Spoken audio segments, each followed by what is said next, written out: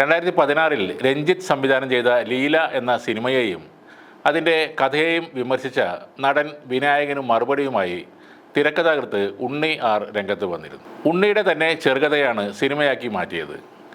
ലീല മുത്തുച്ചിപ്പി ലൈനിലുള്ള ഒരു കഥയാണ്. എഴുത്തുകാരൻ്റെയും സംവിധായകൻ്റെയും മാനസികാവസ്ഥ പരിശോധിക്കണം എന്നായിരുന്നു ഈ സിനിമയെക്കുറിച്ച് വിനായകൻ നടത്തിയ പരാമർശം. ഉണ്ണി ഇതിനെ പ്രതികരിച്ചത് ഇങ്ങനെയാണ്: വിനായകൻ സാർ എന്നോട് ക്ഷമിക്കണം, ഞാൻ മുത്തുച്ചിപ്പി വായിച്ചിട്ടില്ല. വിനായകൻ നല്ല ആളാണ്. അദ്ദേഹത്തിൻ്റെ ഭാഷയുടെ സഭ്യതയും പെരുമാറ്റത്തിൻ്റെ സഭ്യതയും വെച്ച് നോക്കുമ്പോൾ അദ്ദേഹത്തെ പോലെ സഭ്യത ഇല്ലാത്ത ഒരാൾ ആണല്ലോ ഞാൻ. അപ്പോൾ എൻ്റെ അടുത്തു നിന്നും വരുന്ന ഒരു വീഴ്ചയായി കണ്ട് വിനായകൻ സാർ ഇത് പൊറുക്കണം എന്ന് മാത്രമേ പറയാനുള്ളൂ. ആളുകളോടുള്ള പെരുമാറ്റത്തിലെ അദ്ദേഹത്തിൻ്റെ വിനയം, അത്രയും നന്നായി ജീവിക്കുന്ന ഒരാൾക്ക് ലീലയുടെ തീമിനെ വിമർശിക്കാനുള്ള അവകാശമുണ്ട്. ഞാൻ അതൊന്നും അല്ലാത്തൊരു വൃത്തികെട്ടവനായതുകൊണ്ട് അങ്ങനെയൊക്കെ ചിന്തിച്ചു പോകും. വിനായകൻ സാർ എന്നോട് ക്ഷമിക്കണം. ഇതായിരുന്നു ഒരു യൂട്യൂബ് ചാനലിന് നൽകിയ അഭിമുഖത്തിൽ ഉണ്ണി ആർ പറഞ്ഞത്. ഇപ്പോൾ ഉണ്ണിയാറിൻ്റെ വാക്കുകളോട് പ്രതികരിച്ച് രംഗത്ത് വന്നിരിക്കുകയാണ് വിനായകൻ. വിനായകൻ സാറിനോട് വേണ്ട എന്ന് പറഞ്ഞുകൊണ്ടാണ് വിനായകൻ്റെ പ്രതികരണം. ഉണ്ണിയാർ സാറെ ഉണ്ണിയാർ സാറിൻ്റെ അമ്മുമ്മയോടും ഉണ്ണിയാർ സാറിൻ്റെ അമ്മയോടും ഉണ്ണിയാർ സാറിൻ്റെ ഭാര്യയോടും ഉണ്ണിയാർ സാർ ക്ഷമ ചോദിക്കൂ, വിനായകൻ സാറിനോട് വേണ്ട, മനസ്സിലായോ സാറേ എന്നാണ് വിനായകൻ തിരക്കഥാകൃത്തിന് മറുപടിയായി ഫേസ്ബുക്കിൽ കുറിച്ചത്. ലീല എന്ന സിനിമയെക്കുറിച്ച് വിനായകൻ നേരത്തെ പലതവണ പറഞ്ഞിട്ടുണ്ട്. ഒരാളുടെ ഭ്രാന്തമായ ലൈംഗിക സ്വപ്നങ്ങൾ നടപ്പാക്കാനുള്ള യാത്രയാണ് ആ സിനിമയിലുള്ളത്. അയാളുടെ ഏറ്റവും തീവ്രമായ സ്വപ്നം ഒരു കൊമ്പനാനയുടെ തുമ്പിക്കൈയിൽ ചാരി നിർത്തി ഒരു പെൺകുട്ടിയുമായുള്ള വേഴ്ചയാണ്.